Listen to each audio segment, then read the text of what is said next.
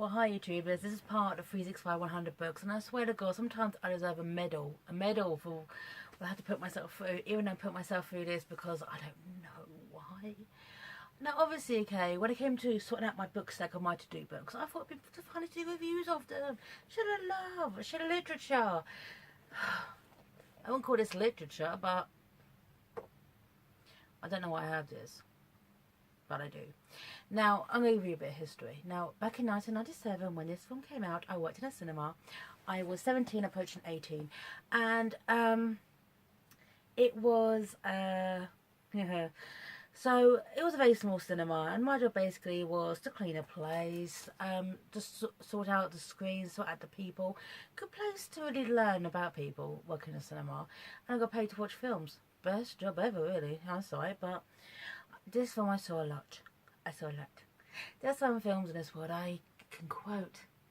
I like Back to the Future, which is a pleasure because it's such a great film with a great script. I can quote this film word for word. Yes. Even after 20 years, I can still do it. God, that film came out 20 years ago. Who's feeling old right now? Who's feeling old? So, if you're going to watch Batman and Robin, watch it with the commentary because Joe Schumacher actually does apologise for the film, which other directors would have done, so respect to that.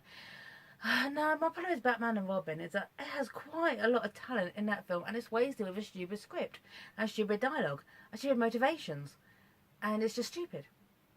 It's really, really stupid. So, and I actually like the first 3 Batman films anyway, so up to this point there's only been 4, so, and obviously the Adam West one, I got all the Adam Wests, because, you know, it's Adam West. I prefer watching Adam West to that, because Adam West is Adam West. Let's talk about the book. The book actually starts out well. Now the thing is, a while ago I met the author Tay Brooks, who did the Star Wars, The Phantom Menace novelization. And a little chat. Terry's a very talented writer, and Tay Brooks it is. And I actually said, did you watch The Phantom Menace before, so just my first bat again, did you watch The Phantom Menace before anyone else to get the script? Because the book actually wasn't that bad. And he went, no, he basically got rough versions of it. He basically got like a script and had to like fill in the gaps. And it wasn't easy, but in comparison, I thought the book Phantom Menace wasn't bad. So, as someone who did watch Phantom Menace many times, cinema worker here. So the fact is that Michael Jan Friedman managed to turn rough versions into this book in the first place is actually quite brilliant in some respects. However, I love the way this book starts. It's stupid. It's novelization about Batman and Robin, the film. But I like the way it starts. It starts with, obviously, as they all start, the murder of Bruce Wayne's parents, because they all do. Seriously, I know Bruce Wayne's backstory better than my own at the moment. And then it cuts to him with Alfred depressed in a manner, mourning the death of his parents. And then it starts with him basically at uni, meeting Victor Fries, the athlete, and Nora, a very living Nora, which is kind of like nice to kind of set the scenes. This is basically a rough version of the book, of the film, okay? And this is like precursor. So a lot of the dialogue is there, but it's kind of twisted a little bit. It's actually not so bad. And I'm going to read out just this line here because it made me smile, okay? This bit. This is when Martha and Thomas, save Martha, get shot. The man came closer, and Bruce realised what he'd seen in the man's hand. It was a gun. Bruce felt a terrible chill. An arctic cold that seemed to reach into his bowels and freeze them solid. His heart beat heavily in his chest, a trapped animal desperately trying to get out. That's just made me smile, okay, because Joe Chill actually did kill Bruce's parents in the comics. So, not Jack Napier. So he'd become the Joker in the first one. So that's the problem with this book, because the film is so bad. But the thing is, with this, it kind of gives it tries to fill in the gaps. I'm not going to start quoting the film, okay? Because honestly, the moment Alicia Silverstone showed up as Alfred's niece, I was like, no. But it likes to expand on scenes that obviously are like in between the gaps, and it does it in a way quite well. There's is you have Dick, after an argument with Bruce about how you're never going to trust me, he goes down into the garage and just sits amongst the cars. And he mentions that in all the places in Wayne Manor, he feels more comfortable there than in Wayne Manor. That could be just, Dick Grayson having first world problems, but, the fact is, it doesn't really feel comfortable in the manor. It's not his home, it's kind of distance. There is no, between Batman, Robin, Dick and Bruce, there's still not really a family. And that's obviously on Bruce, but anyway, this bit here, okay, I quite like this dialogue too. It's about Mr. Freeze.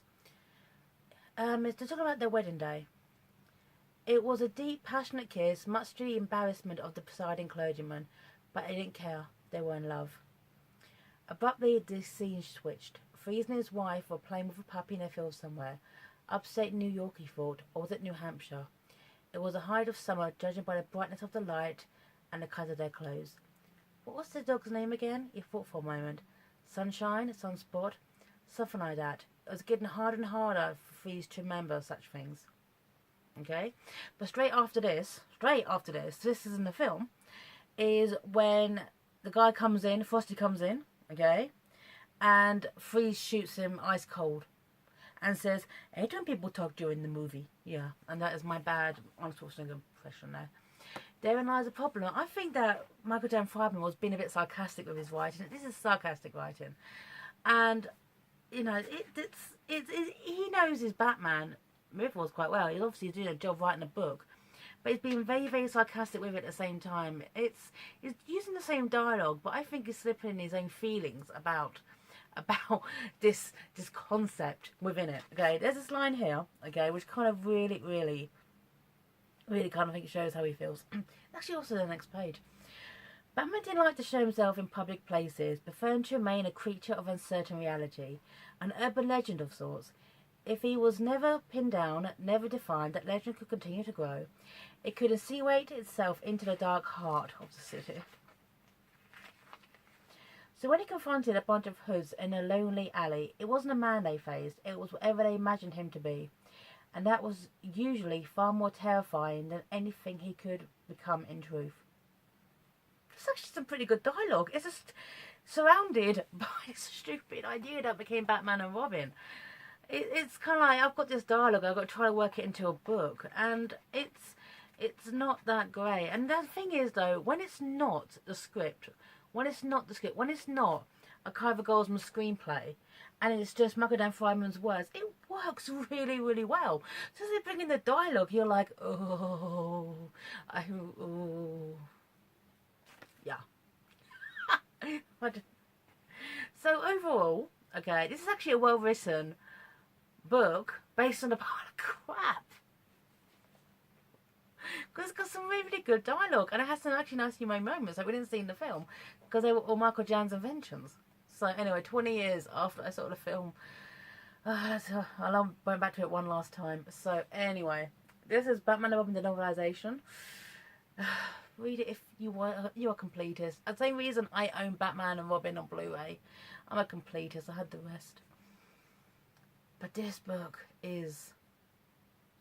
Actually, if they turned this book into the film without all the changes, like Arnold Schwarzenegger as Mr. Freeze for a start. I always thought that Jeff Goldblum one made a better Mr. Freeze. It was the 90s. If they kept this dialogue, more like this, I reckon Batman and Robin would have been definitely would have been a better film. Then again, it's not hard. Batman and Robin was terrible.